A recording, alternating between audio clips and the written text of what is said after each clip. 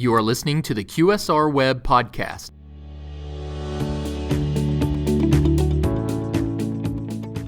With its relatively offbeat fast food colors of orange and brown, solid all-American branding, and especially its status as one of this country's oldest QSR brands, A&W is not only a survivor in the restaurant industry, but very definitely its own unique fast food character. Today, the chain's turnaround CEO, Kevin Bosner, joins the show to talk all things root beer and a very big surprise coming up on the menu at A&W right after this.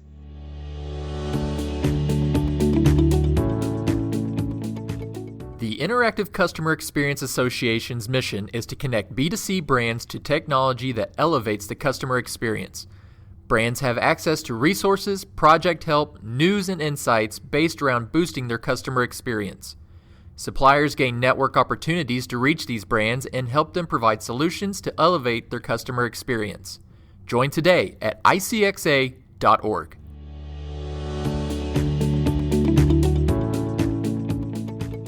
There is something very lovable about A&W, and it's not just the brand's great root beer mascot, Rudy, though he is pretty cute with his little orange turtleneck and all, but really, with A&W, the affinity might have more to do with the chain's kind of all-American branding.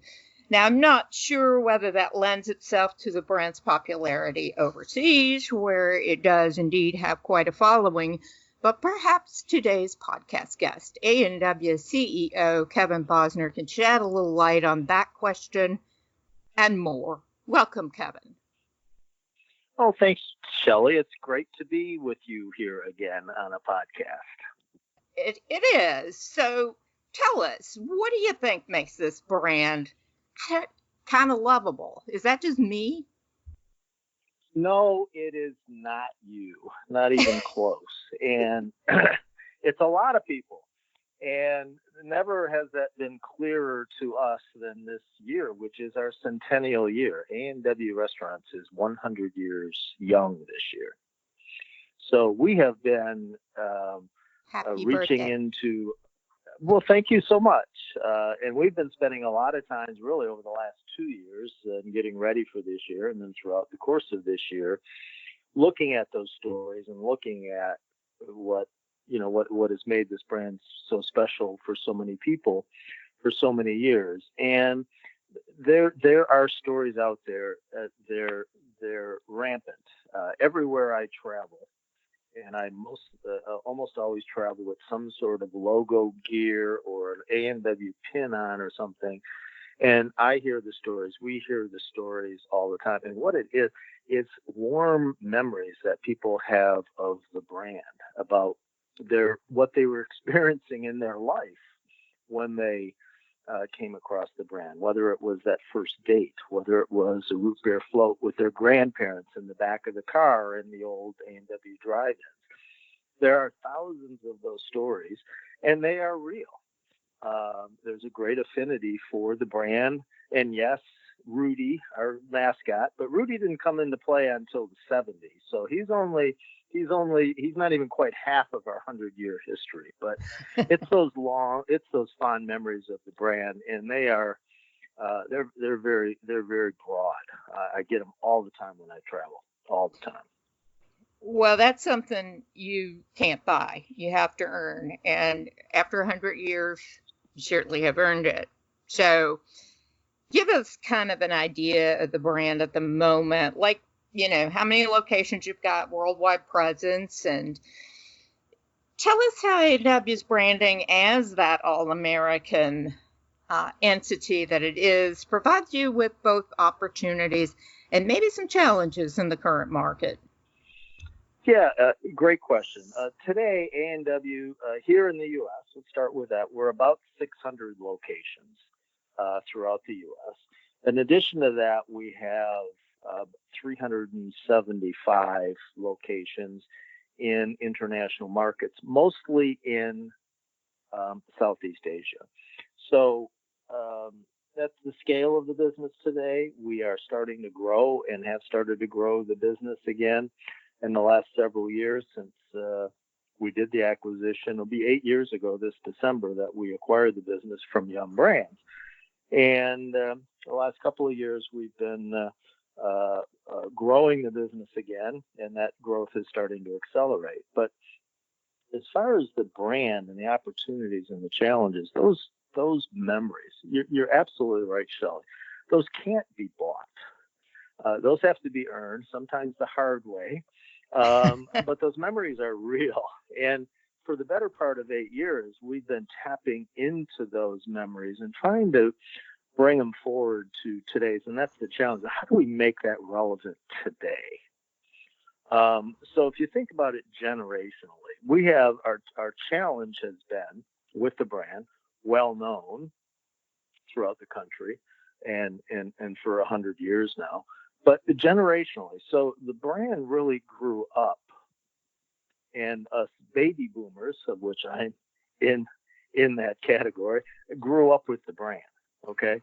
The millennials and Gen Z, which are now the workforce and the future workforce, did not grow up with the brand. So our challenge has been bridging that gap. Biggest challenge is how do we stay relevant to our core consumer, which is the baby boomers, whom are a shrinking consumer base for multiple reasons, eating less QSR, and the millennials, and then the Gen Z, the millennials, which is as large, in fact, larger than the baby boomers, and now have the spending power, right? Yeah. How do we bridge that gap?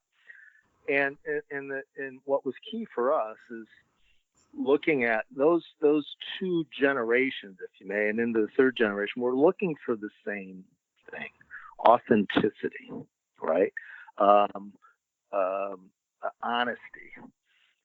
And this brand has authenticity. We have our own history to go back in. So we, from a branding standpoint, we coined the phrase 7 years ago of hit nostalgia. How are we relevant today in capturing our own nostalgia, right? Our own 100 years of history. And that has resonated with the millennials and the Gen Zs, that authenticity. And it really starts with our signature product, which is A&W Root Beer. Okay. It's as authentic as it can get. We were the original, in this day of craft beverage craze, we have 100-year-old craft beverage, right? Yeah. And we do. And by that, I mean, and the brand started to lose that. We brought it back in that we make our product in the restaurants every day in every single restaurant to pretty much the same recipe as was developed 100 years ago. No preservatives, all natural ingredients, right? And we make it in the store. So that's really, we consider to be one of, if not the original craft beverage. So that's one of the ways that we've bridged that gap, right? Yeah. It's authentic, it's real, and it's a nod to our own heritage, which is really founded very much on A&W Root Beer, served, of course, in a frosted glass mug, right? Of course. There's nothing. Oh God, now I'm thirsty. So tell me, and I mean, let's be honest. This brand kind of has a few fried and otherwise not particularly helpful offerings. So how do you approach an increasingly health, diet, fat, calorie conscious American public, or do you just throw it out and wear your indulgences proudly and say live a little? Well, the latter, there's a lot of truth to the latter about we do consider ourselves an indulgent brand, right? When you want something special, when you want to treat yourself, when you want to take that trip down memory lane with your children or grandchildren, what a great place to come, but A&W. Having said that, with the new consumer or the current consumer that we're trying to build, the millennials, Gen Zs, if you may, there is. I don't know if it's more conscious or just different in terms of their health and environmental needs, if you may. So we are looking at that. We are doing some things. For example, we have just completed a test and now are offering system-wide a plant-based burger. Wow. We have tested and we are offering just literally hot off the press. We will over the next couple of weeks be offering to any of our franchise partners across the country that feel that they have a market for the product, all the tools they need and product that they need to introduce it onto their menus, right? It is a product that we think, the jury, I think, is still out a bit on whether it's a fad or whether it's real. We think it's real. And we're catering to that need. And we're finding that the consumer for that product is not necessarily just a vegetarian. There's a broad group of consumers that are just simply looking to reduce the intake of red meat in their diet, but they still want a burger, right? Yeah. And that so that's is one of fascinating the ways in which we're news. catering to.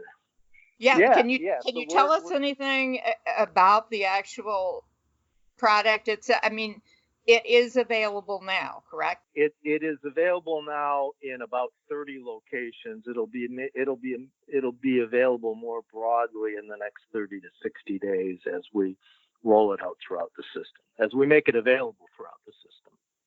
So is this a plant-based burger? Yes, it's Beyond Meat, Beyond Burger, if you may, the Beyond Meat versus the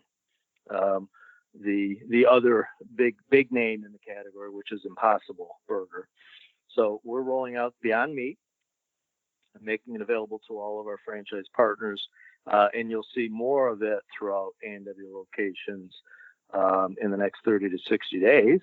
And if you don't see it in your A&W location, we'll ask the owner, the manager, let them know that you're interested in it, because it will be available to all of our operators across the country.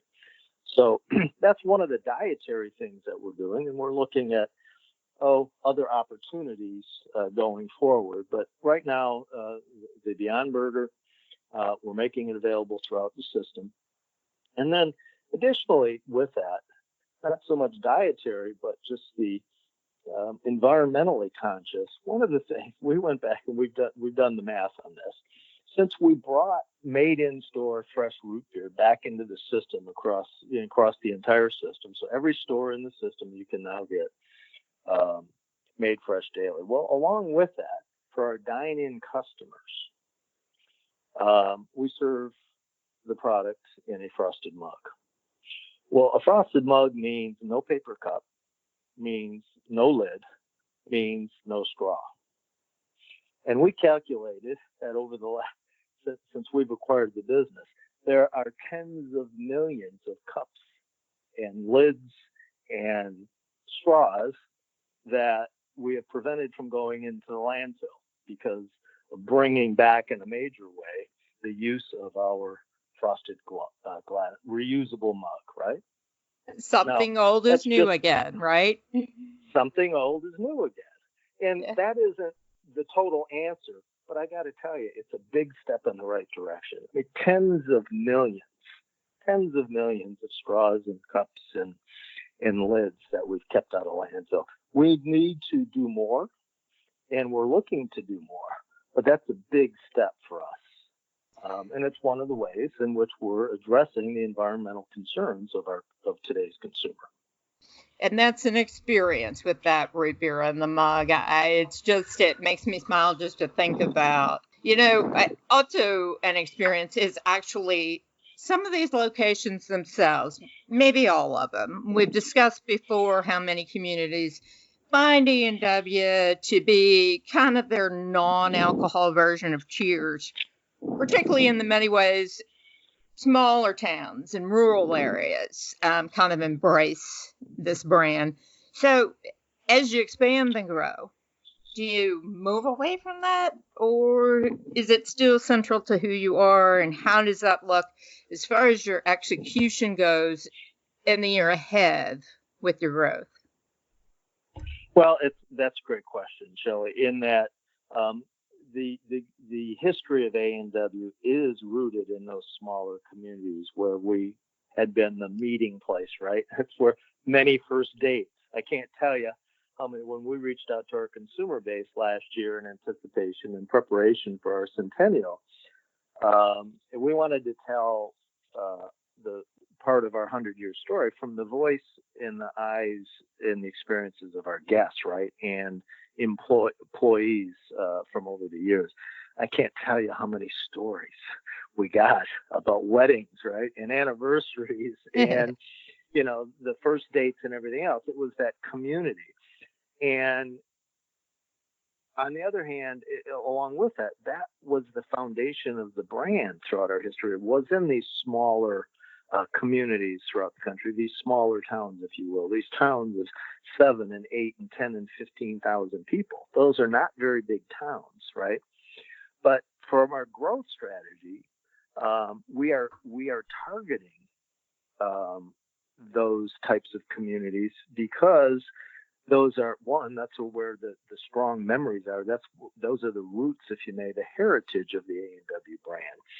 And so we are reopening, in many cases, reopening where an A&W used to be, a community where an A&W used to be, and we're reopening in those communities, and we're doing extremely well. So we're continuing to focus, and not only in the year ahead, but in several years, in the next number of years, we look at that being just a perfect ground for us to expand the chain again. So we are actively looking for operators and locations in these smaller communities, these smaller cities across the country, particularly throughout the upper Midwest and the Pacific Northwest, where the memories are strong, the loyalty is strong, and we can still be that community gathering place, if you may. Kind of on the flip side of that, and I know there's some super savvy social media folks at A&W, but how do you stay in that kind of next door neighbor vein of communication in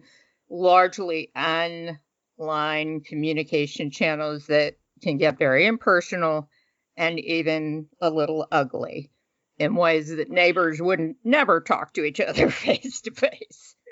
Yeah, I hear you. Well, that community involvement, that community meeting place for us is versus social media, if you may, right? They're two different things.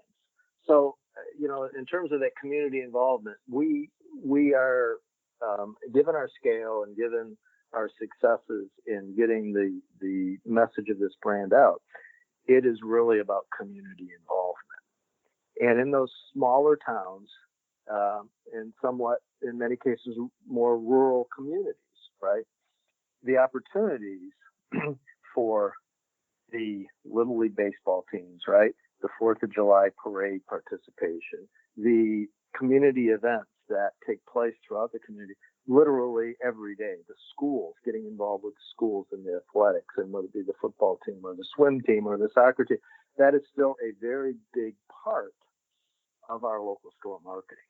And so we are finding and have found over these last 8 years that still resonates with the consumer, is to get in. Although we are a chain, we are a national chain, the consumer views us as their A&W, their local A&W, one of which is because we're locally owned and operated, right? They are the all but 4 of our restaurants are operated by franchisees, right? And they are members of that community. So actively engaging in that community through all the things that I mentioned is a big part of us getting the brand message out through local store marketing. And that's the community involvement, separate from social media as we know it today, right?